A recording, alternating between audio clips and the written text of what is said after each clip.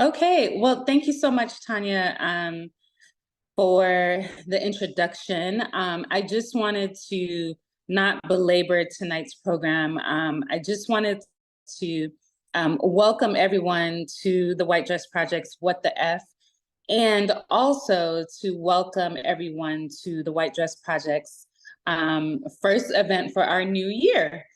We are kicking off our new year, and I'm so proud of what Tanya and Dr. Rochelle Wolf have created. They are the creators of What the F, and this series has been going on for, I think, almost a year now.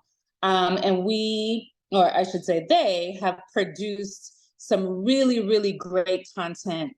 All of it lives on our YouTube channel, which is the White Dress Project on YouTube.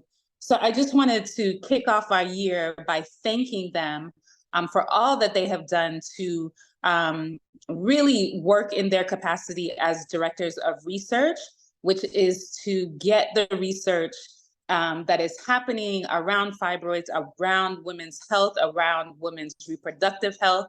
So curating these programs to ensure that solid, sound, the scientific information is getting out there. So it really does our hearts well when you all join us in whatever capacity you can join us, cameras on or not.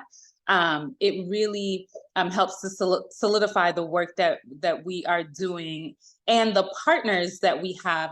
University of Chicago in particular tonight. I also see Dr. Thompson is on here from Morehouse School of Medicine. So really excited to see all of you. Welcome to the White Dress Project as we kick off our year with one of our signature programs that research should be so proud of, which is What the F. The last thing I will say is that we hope that you will DM us, you will engage with us as we kick off our new year. Please tell us the things that you'd like to see from us. What can we help you with? What are some ways that we can help educate you more and get you really feeling supported on your women's health, reproductive health journey. So thank you, Tanya, for the time. And I hope everyone has a great discussion tonight. You're in for a wealth of knowledge with our partners from University of Chicago and Dr. El-Hindi. So thank you, Tanya. Thank you, Rochelle. Thank you, Tanika.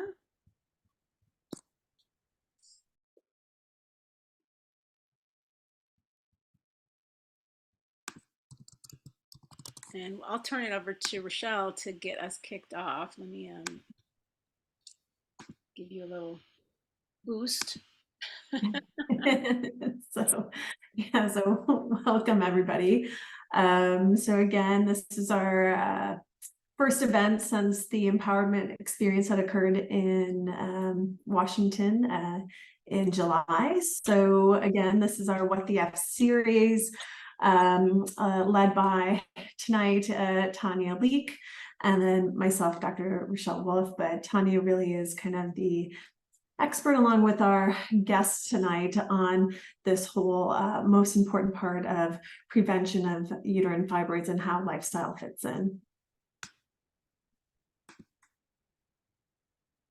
So before we get started, we also like to talk about our next upcoming event. And that's going to be led by our Director of Education, Tennille Bruce. And our topic in October for What the F is going to be fibroids and pregnancy. So we really do hope that people will have an interest in join and see really how fibroids can affect pregnancy. And again, it'll be led by Tennille Bruce.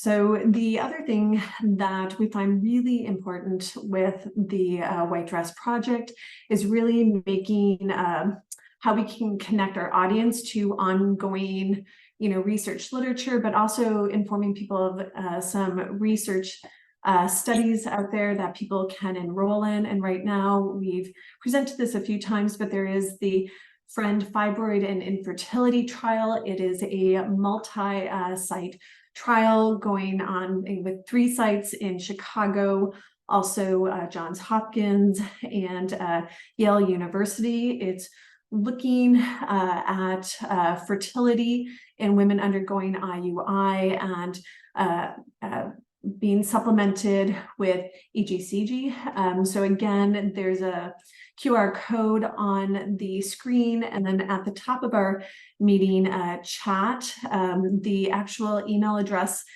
is incorrect on the slide. We hadn't updated it, but it's it's MERVATOMRAN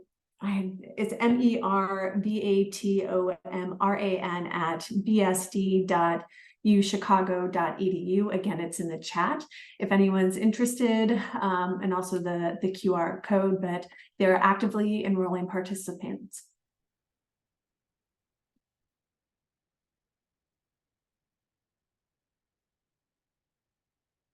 Sorry, I was just making sure. I didn't know if it had gone in because we put it in the chat earlier. So I resent it again if anyone is interested.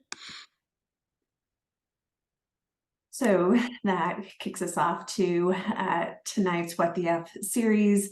Again, it is on prevention part 2. If you haven't seen part 1, you can look it up on our YouTube channel. But tonight it's fibroids, lifestyle, and prevention.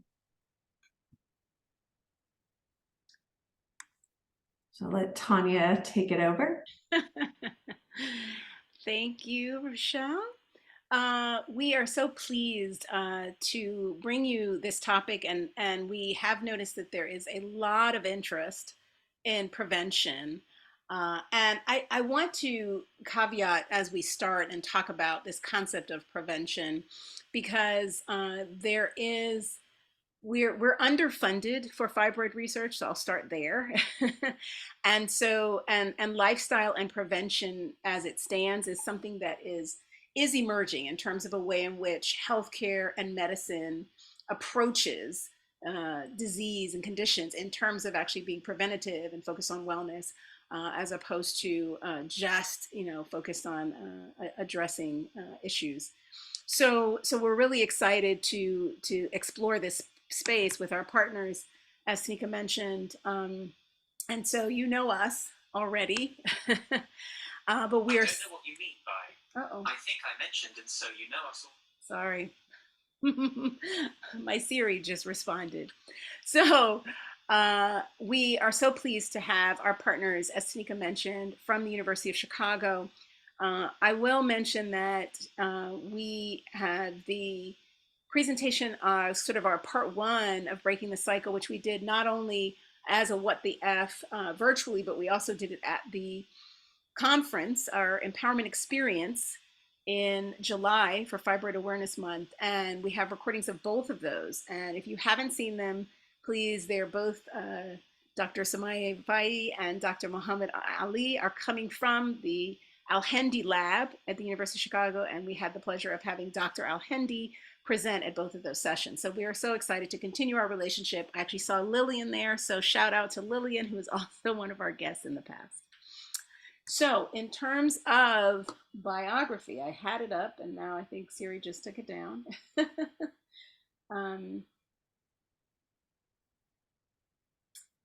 Our guest today, we have Dr. Somaya Vafai. She is a postdoctorate scholar at the University of Chicago. And give me one moment just to introduce.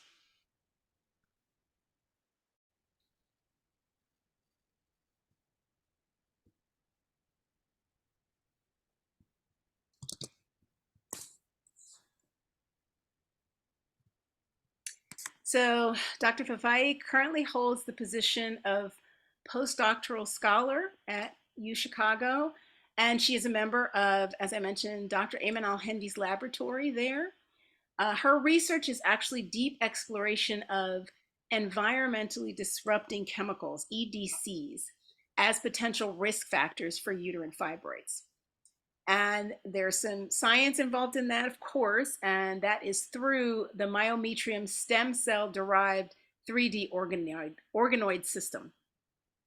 She holds her PhD in molecular medicine from IUMS, And throughout her doctorate, she's been focused on the investigation of cancer cell and cancer stem cell biomarkers, with emphasis on their potential applications in both diagnostic and prognostic aspects within the realms of translational and personalized medicine. So we welcome Dr. Vifai. Dr. Muhammad Ali is a research staff scientist in the Department of Obstetrics and Gynecology at the University of Chicago. He is actually trained as a pharmacist, and as a result, he has a long-term commitment to developing novel therapeutic approaches for improving patients' quality of life. The general goal of his research is to understand how genomic and epigenomic dysfunction contributes to tumorigenesis, especially in women's health. So more specifically, his PhD studies and research has been focused on uterine fibroids to understand not only its racial disparity, but the origins of the tumor and developing novel fertility-friendly, non-hormonal treatment options, which is what interests us all. He has a uterine fibroid-related publication track record of over 80 research articles and abstracts published and presented in peer-reviewed journals and scientific conferences. So you have a very esteemed set of guests today, and we are so excited to have you. So with that, let's talk a little bit about what we're going to do today. I will provide a brief introduction about how prevention is defined in research and what we mean by lifestyle, because this is key to our discussion today and how that fits into prevention. Then we'll talk about the research going on at the Al-Hindi lab and more broadly, and what it says about fibroids and lifestyle prevention. Then we'll talk about the best next steps that you have to incorporate current fibroid prevention research. And as we mentioned earlier, we're going to open it up. We want to hear your stories, your experience. The one thing that I do want to mention is that when we talk about risk factors and prevention, this is really about mitigating risk. So if you do all of the things that we have in this presentation, it does not guarantee that you won't get fibroids. And if you don't do any of them, it doesn't guarantee that you will get fibroids. This is really about looking at, your overall lifestyle, your overall health, and being as proactive as possible.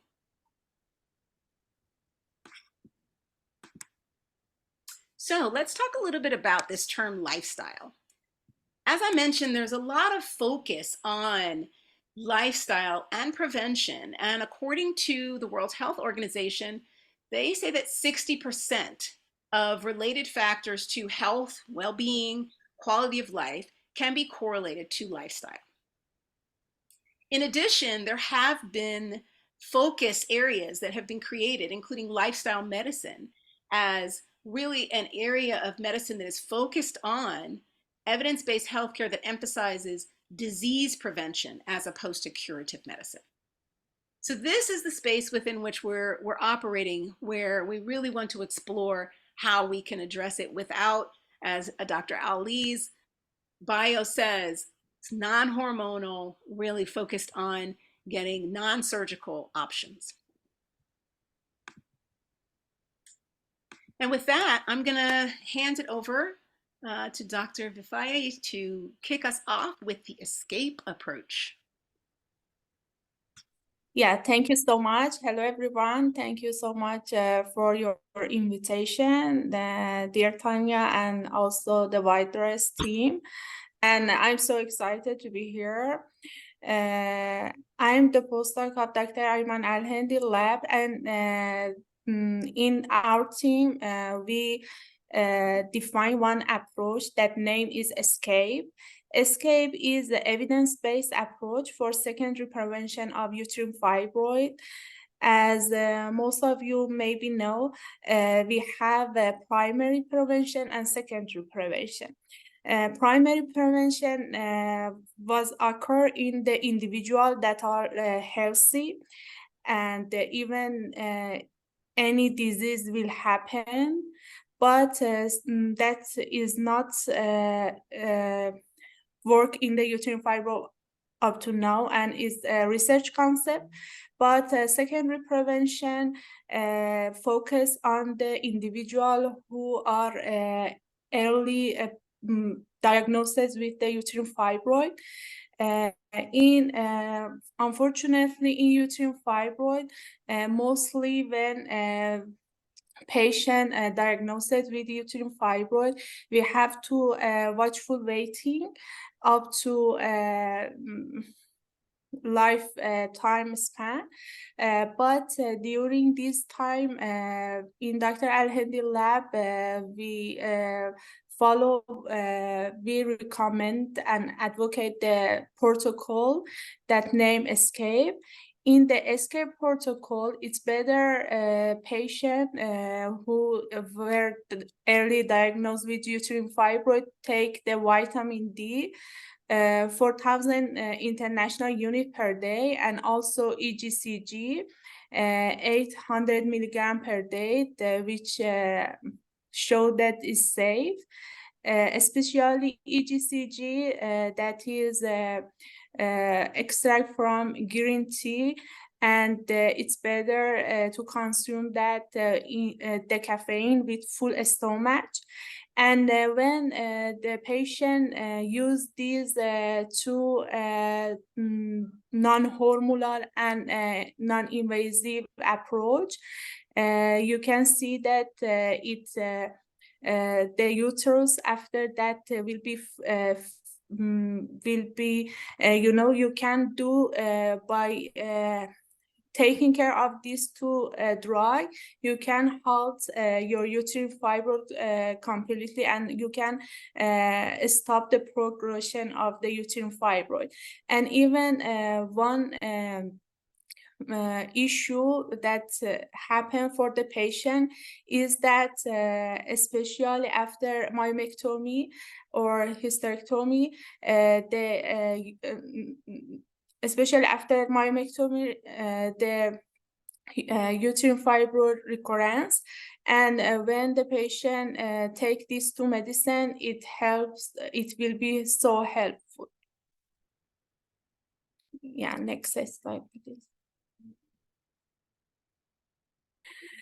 In the manuscript that we submitted and the name were ESCAPE, we show that in mechanism of action of these two drugs, and very detailed and evidence-based, based on the literature, we show that these drugs both are anti-proliferation, and also they both induction the apoptosis, and they are anti-angiogenesis, and also they help because they are anti-inflammatory, and they have antioxidant effect, and also they can reduction the extracellular matrix, and they can even shrink the volume of uterine fibroid or even the size, and they have hormonal regulation, and they can boost the immune system.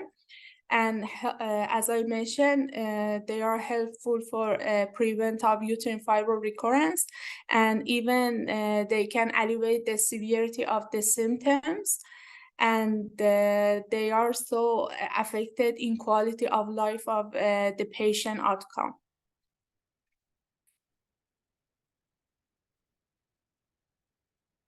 And also in another approach that our team developed is based on self approach. We name it, it stands for sustainable environmental practice, lifestyle adjustment, and also food intervention.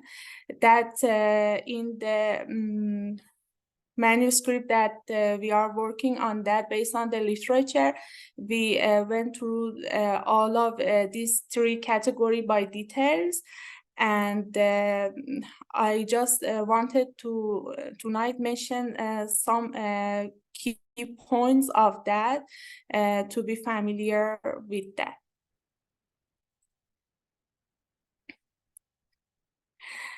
About the environmental blacklist, As maybe you know, we have EDC. EDC is endocrine disruptive chemicals, and they mimic the hormone function, and they block the receptor instead of the hormone. And as you know, hormones are very important in the networking of the system of a person, and EDC can interfere, and we have a different type of EDC that the most important of them are phthalate, and we have a paraben, BPA, and the other EDC. And today I want to mention some very simple point that if you care about them in your routine life, it can be helpful. For example, when you go to the grocery or shopping and you want to select some product, it's better you choose the safer plastic. For example, when in the we have some red flags. For example, if in the container they wrote that it's non-stick, or it's stain resistance, it can be the red flag. If they said that it is a phthalate-free product, it is it can be safe, for example, or they can say that it's natural one. And also the plastic have a different number. If the number maybe they didn't write phthalate-free product, but you can choose the number 1, 2, 4, or 5, because number 3 mostly they reach out the phthalate. Number 6 and 7 also they reach out the other EDC. And it's better you read the label and seek the alternative product. Or if you are not sure about what you are buying, you can easily Google the company, and mostly they wrote the ingredient of that in their site. And also it's better, for example, when you are in the outside, try to avoid the traffic, or if you get stuck on that, it's better you wear the mask. Or also it's better when you arrive your home, remove your shoes. And also it's better you don't microwave the plastic container, don't dishwashing the plastic plants. And also it's better you use the plant-based diet. And also it's better don't use the water bottle that is a plastic one and one use. And also, EDC can be easily go through your body from inhalation, ingestion, and absorption by the skin. So if you vacuum or dust regularly, or washing your hand regularly, or avoid the air freshener, all of them can be so helpful. Or also take a vitamin and fiber, and also use some antioxidant fruits and vegetables like apple, pineapple, berries.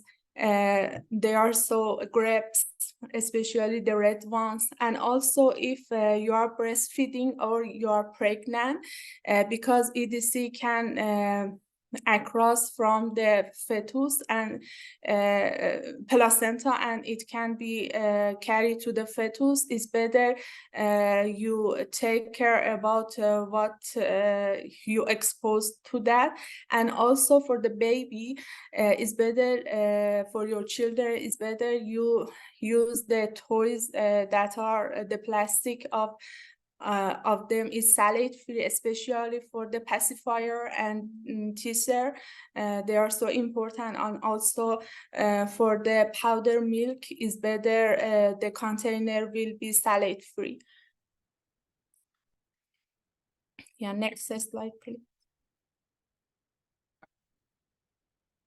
And about the lifestyle, as you know, it's better stay hydrated and as I mentioned, go through with the diet that are in plant-based and take antioxidant food like crucifers, vegetable like broccoli, and also leafy greens. They are so rich in vitamin B, and some fruits like lemon, pineapple, apple, berries, they are avocado, they are so helpful. And because they are antioxidant food, and also they can help your body by maintains the hormonal balance. And as you know, in uterine fibroid, the most issue that we have is because of estrogen dominance, and they can be helpful against of that. And also you can boost the function of the organ of your body, digestive, liver, and kidney, by using this kind of fruit. For example, especially the carrot are so important. And you know, regular exercise and having avoid to be sit somewhere without any movement, it's bad. And also it's better you manage your stress, because the high level of stress can be very determinant for the uterine fibroid patient. And next slide, please. So as mostly of you may know, high weight, especially high BMI, can be also bad. And in the literature, they were shown that it has some association with the uterine fibroid. So it's better you control your weight. And also the red meat is better to take care of excessive using of that. Red meat is so helpful, but because of the it is enriched in high saturated fat, it's better you don't exceed to using of that.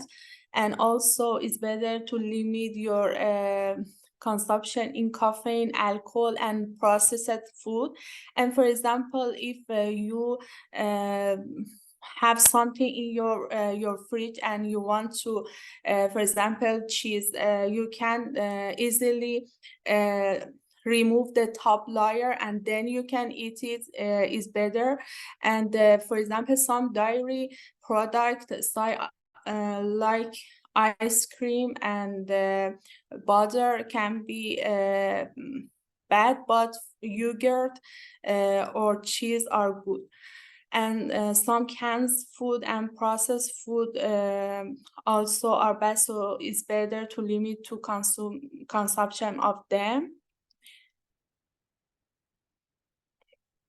Yeah, and it's better don't exceed the eating the shellfish a lot. Yeah, next slide, please. And as I mentioned, vegetable like leafy greens, especially spinach, are so important, and it's better to use that, especially also carrot, also lemon, orange, pepper, and sweet potato. They are so helpful for the uterine fibroid patient. And brown rice and some seed are so helpful. And berries like cranberry, strawberry, raspberry, blackberry, and they are because they are full in antioxidant. And also the kiwi, pineapple, and apple are very helpful for uterine fibroid patient. Yeah. And yeah, next, please. Next, please. And also, as we mentioned, vitamin D and EGC in the escape protocol are so important. And also omega-3 is so important. That is very enriched in the salmon and some fatty fish, and it's better to take them. And if you choose the chicken or poultry, is better. It will be skinless, and it's better you remove the skin before the processing for that. And also some vitamin like B group, in addition to vitamin D and A, are so important. And some mineral supplement like iron, zinc, magnesium, calcium, selenium, they can be helpful. Try to use the fruits that are enriched on that. For example, banana is enriched in magnesium. And also probiotic, yogurt and cheese can be considered. And also fermented food, it's better to use it.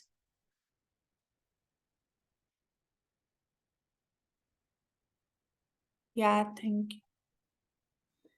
All right. Well, thank you so much, Samay. That I know that was a lot for a lot of people. I just want to reinforce some of the key things that we actually found as well in our 2022 White Dress Project survey that really indicated some of the same things about fibroids and lifestyle. So first, higher frequency of exposure to cosmetics was positively correlated. And for those of you who don't know, that means that fibroid diagnosis and higher frequency of exposure to cosmetics tends to go hand in hand from our respondents. And that goes in with the endocrine disrupting chemicals, the EDCs. So particularly if you are a person who wears cosmetics, makeup on a daily basis, it's really important to consider some of the ingredients. There is an emerging trend around cleaner cosmetics, especially as there are a lot of these watchdog organizations. A website that I use frequently is the Environmental Working Group, ewg.org. I know there's also a clean, oh gosh, it's going to escape me. If anyone knows it, please put it in the chat.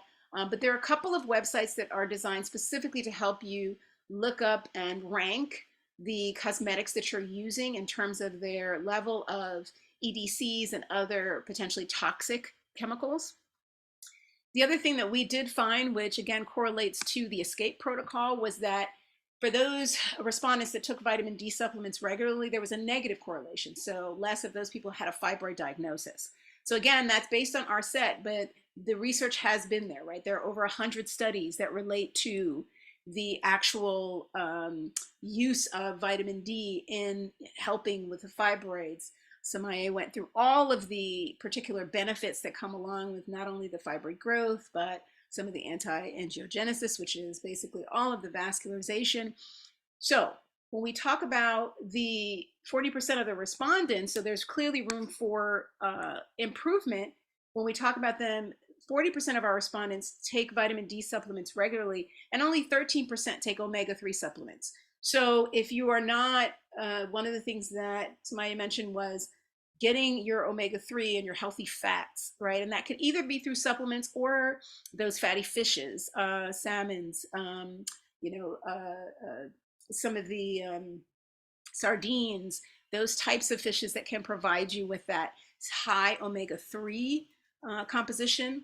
And again, if only 40% of our respondents, we had 1,000 respondents, take vitamin D supplements regularly, and our percentage of Black women responding to our survey was high, and Black women, because of the darker skin and just generally our societal trend to not being outside, it really causes you to have a high risk of vitamin D deficiency, which again, based on the escape protocol and the research that has been done, is a high risk factor for uterine fibroids. Lastly, Samaya mentioned managing your stress. So our survey also showed that stress management was actually ranked by the highest number of respondents as an extremely effective natural method that they have tried. So there are opportunities in some of these key areas for you to really take action. And I would add to that, you've heard a lot so far in terms of things you can do, and there's probably a lot of opportunity. Find the low-hanging fruit for you in terms of what you can get access to or you can do more quickly. If it's vitamin D, because your stress is really not manageable because of your kids and your job or whatever it might be. So find one thing that you can really focus on and make it a habit and work from there. So don't stress yourself trying to do stress management. So we also we actually had a guest planned from the Lifestyle Intervention and Fibroid Elimination, LIFE study, which is being done out of NYU. They are still recruiting. So if you are in the New York area, this is an opportunity for you as well. And we hope to have them in a future What the F to share some of their insights and what they've seen in this study, which is to evaluate really changing lifestyle, nutrition, exercise, and assess whether that is both acceptable and feasible for patients, so whether or not they can actually adhere to a particular program, and whether or not it actually has benefits in terms of modifying fibroid recurrence.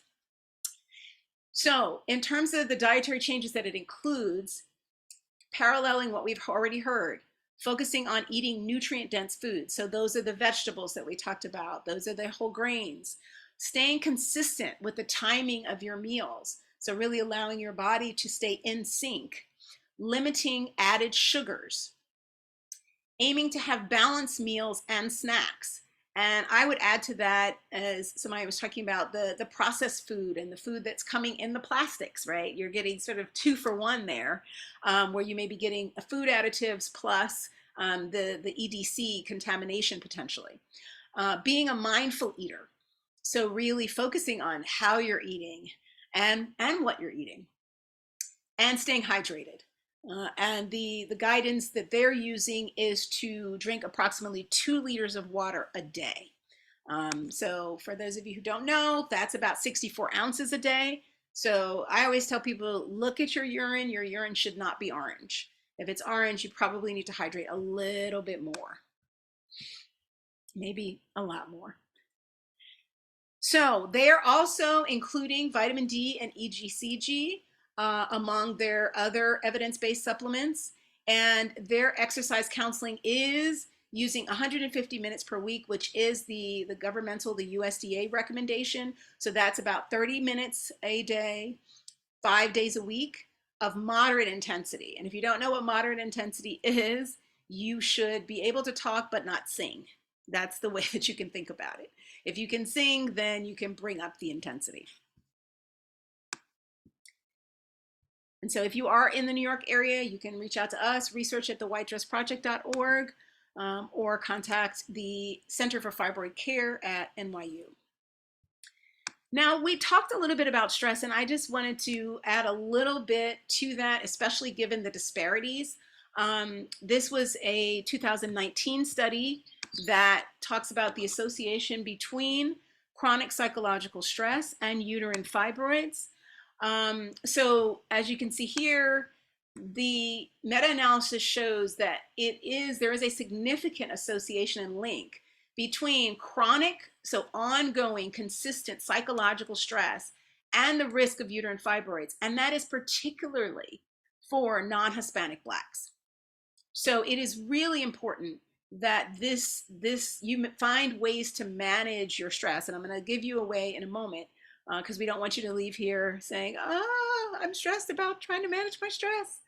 So the interventions that are aiming to reduce that stress can be useful to decrease. So that secondary prevention of uterine fibroids that we're talking about. So there has been a lot of focus lately, and we want to bring this to you in terms of research on the emerging breath work kind of research. And there are many cultures, to be honest, that have been using breath work for a long time, for centuries. So, when we look at yoga and other areas of practice, they have been using sort of the breath as a way to restore and to bring health to the body. So this particular trial, for those of you who geek out on Andrew Huberman, who has a podcast and tends to focus on health-related topics, this was one of his studies recently published, 2023, that brief structured respiration can enhance your mood, so bring you up out of depression causes. It is part of sort of a stress syndrome, and reduce your arousal, so that stress arousal that comes. So the quote here is that controlled breathwork practices have emerged as tools for stress management and well-being. And you could say that they've been around for a while, but we're only recently really focusing on them and studying as lifestyle medicine is becoming more prevalent. So here they actually were able to test 3 different 5-minute breathwork exercises. So this is my sort of communication to you, is that it really is can take 5 minutes and you can have an effect on your stress level. So, and this was compared with an equivalent period of meditation over 1 month. So again, it can happen quickly in 1 month. It can be done quickly, 5 minutes a day.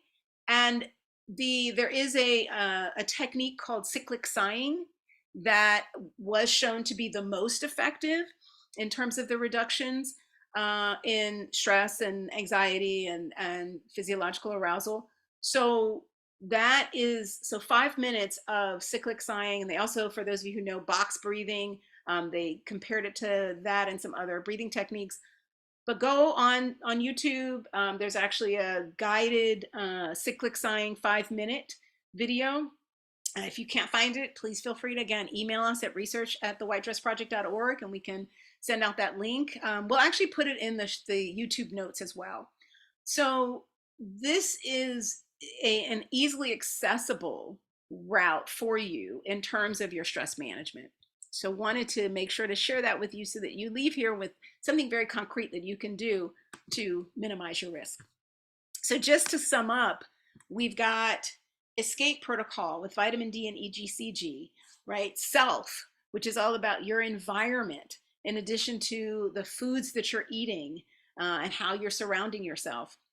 And then life, which gets into, some of the similar self types of concepts. You've got physical activity, you've got nutrition, you've got hydration. And those are all to promote your stress relief and recovery. And ideally, your positive mindset, right? As you're healthy, your mindset changes as well. And that increases your immunity and decreases the susceptibility that you have to disease and fibroids, and decreases your risk of them. So with that, I had to say, I actually was talking to our guests about, I was so surprised. I was looking for very specific research around sleep and fibroids, and I wasn't able to find any, but there is a cycle here, right? So poor sleep quality is significantly associated with elevated levels of stress. And I found this actually to be very interesting, which is a 2020 study around sleep, health, diseases, and pain. And as Samaya mentioned, there is a correlation between fibroids and the risk factor of increased weight. And so the quote here is that the shortest time in bed, particularly under 6 hours, was associated with obesity.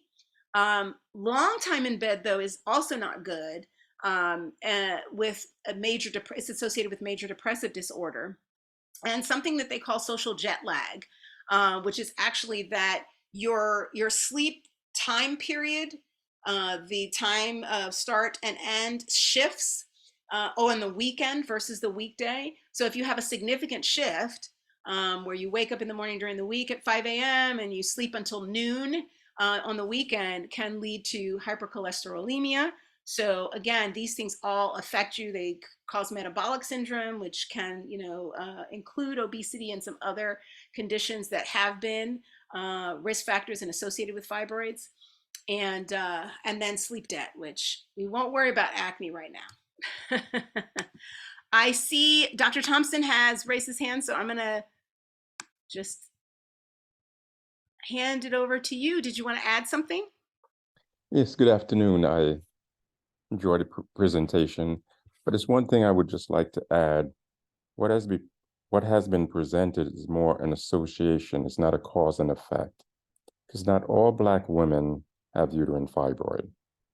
And so the question is still, why are some Black women disproportionately have uterine fibroid?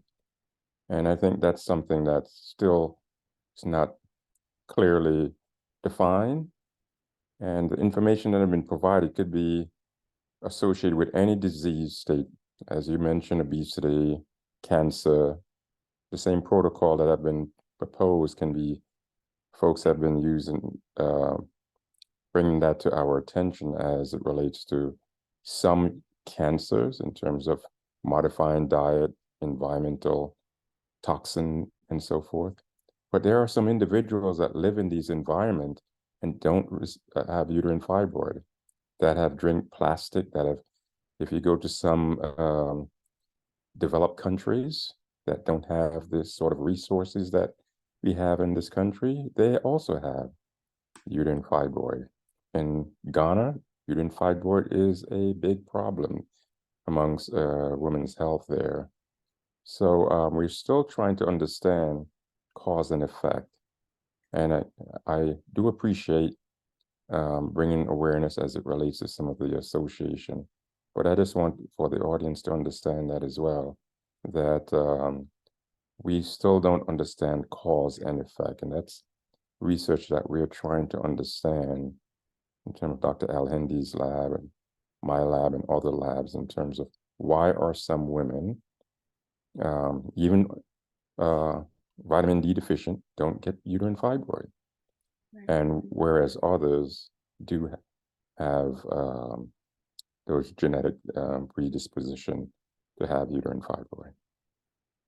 Thank you for that, Dr. Thompson. Yes, and I'll reiterate, we started the discussion saying that if you do all of these things, that does not guarantee that you will not get fibroids. And if you do none of these things, it doesn't guarantee that you will get fibroids, because the research is ongoing. It is about risk factor avoidance to try to mitigate the risk and not necessarily guarantee. Absolutely, and that's why the White Dress Project is so important in advocating more research dollars to understand the question that I propose. The funding in terms of NIH and other federal agencies hasn't put a lot of money into that type of research as it pertains to women's health. Yes, thank you. And Dr. Ali?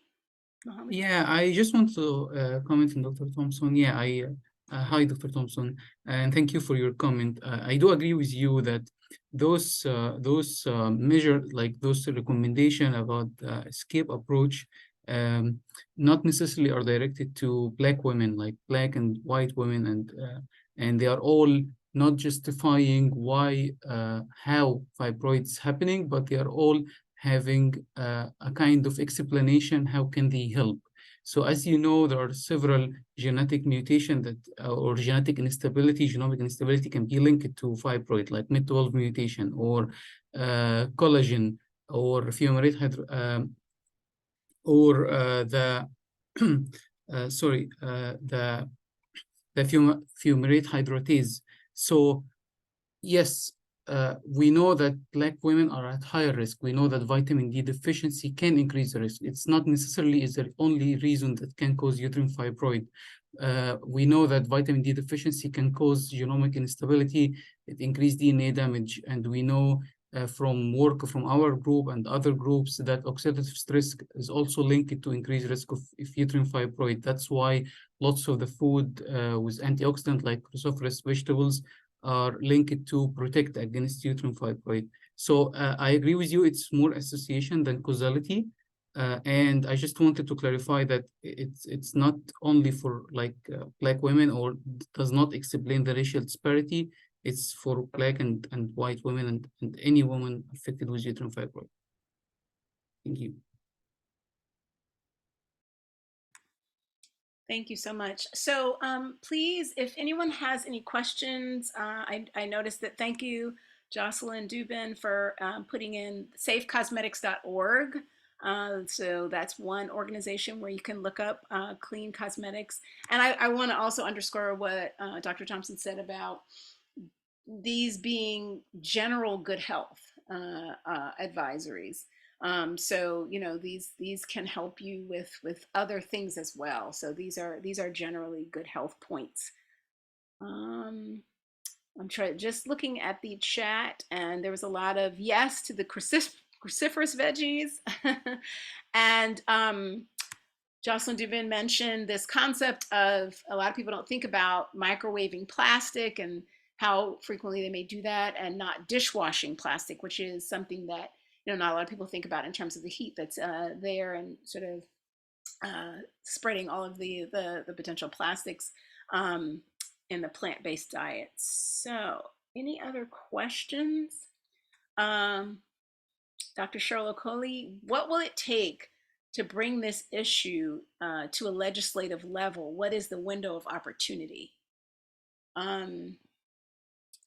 I can talk about some things that the white dress is doing, but I'll ask if any of our guests want to chime in. I don't know if our policy director's here, Charlene Stanberry. We are advocating for the Stephanie Tubbs Jones Fibroid Research Education Act.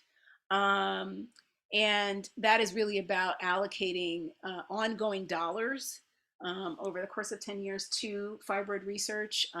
We presented our What the F at the Empowerment Experience. Actually, we talked about the fact that the dollars that are spent or you know, put towards fibroid and uterine fibroid research are pennies compared to what is spent on even smoking, which, you know, I feel like there's a lot more known about smoking, and you know, so it's very interesting to look at the research. So yes, getting research dollars is really important, and I think showing, you know, in terms of bringing this issue at a legislative level, our founder Tanika has testified, you know, on Capitol Hill.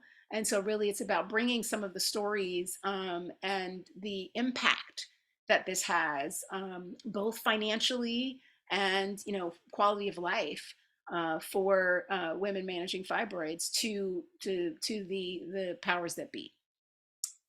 Dr. Thompson, did you want to add something?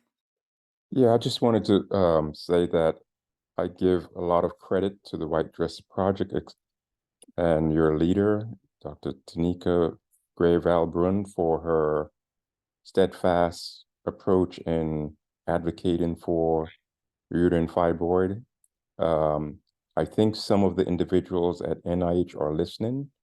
Recently, we just submitted an application, Morehouse School of Medicine and the Chicago group. There were other groups from Michigan that also apply for to look at the disparities in uterine fibroid. So you guys are making a huge effort and contribution. And I'm just wanted to bring that to your attention for those that are not familiar, that I first met Ms. Valbrun testifying at Congress, and I believe that her voice is very large, and she is really a champion for this disorder. And there are others as well for polycystic ovarian syndrome and endometriosis as well. Yeah, and I also think the importance around supporting research for uterine fibroids is kind of, you know, in medicine as a physician, you know, sometimes like the dollars get spent towards other disease processes like cancer, right? But what women have to remember, there's this word in medicine called benign disease. Well, guess what? Fibroids aren't a benign disease. in a lot of women. They can have serious health consequences. They can be anemic. They can affect their quality of life, reproductive implications. And so I think we also have to raise a voice around, just making the awareness of the actual impact into women's, reproductive health, overall health, cardiovascular health, their ability to work, time lost, all of those things. So if we really look at the emotional, social, and economic impact of uterine fibroids, it's a way more significant problem than I think it gets credit within the media. So just going to your local legislators, having your voice, post on social media, doing all of that, even from a grassroots approach, I think can make a huge impact.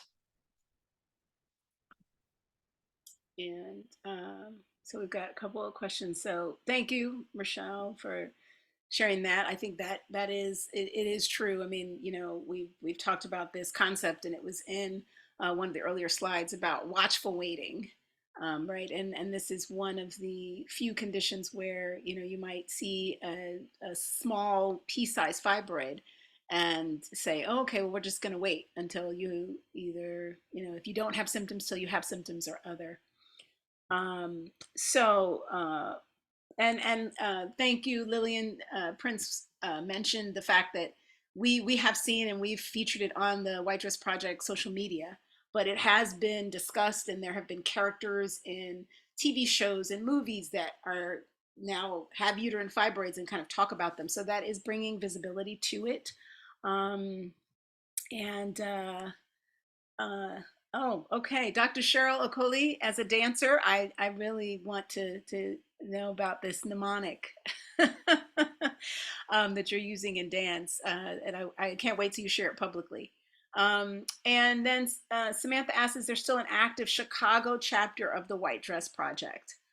I don't know if we have anyone actively in Chicago, but we have the Al-Hindi Lab. So I think it depends on what you mean by sort of chapter. I mean, we travel to and do events nationwide and worldwide. We were in London earlier this year. So yeah, tell us what you need in Chicago, and we'll figure out how to make something happen. So with that, I know we're coming up on 9 o'clock. Again, this will be available on YouTube. Please encourage others to watch it, if nothing else, just to be aware. It is really, really important. We talked about, Dr. Rochelle Wolf talked about quality of life, and we did our first What the F was on Am I Bleeding Too Much? And the normalization of heavy bleeding, and really this opportunity that we have to visit our healthcare providers and communicate with our healthcare providers around what's going on with our cycles, because those can be key early indicators of uterine fibroids. So just really, if you get a chance, play them on your commute, the What the F's, and please each one teach one and spread the word. So with that, are there any further questions that you just need to get in there?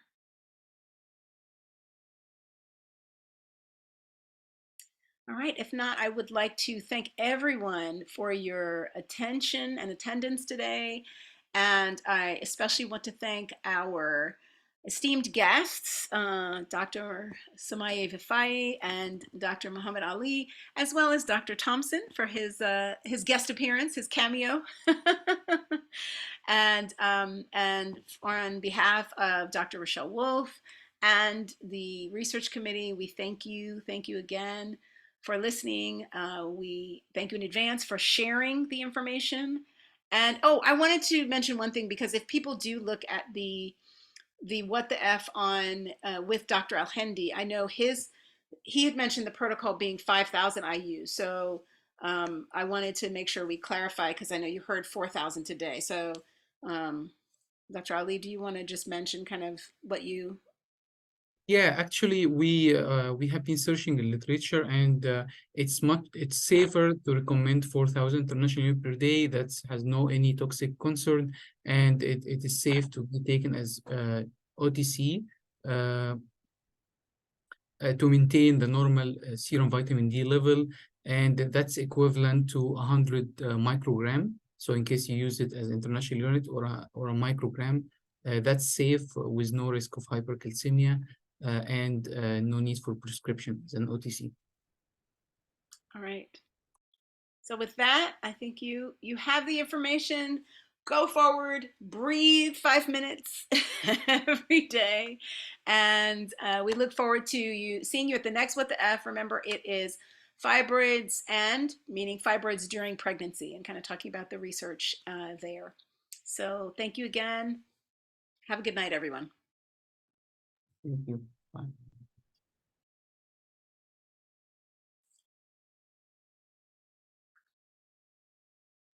Thank you. Good night.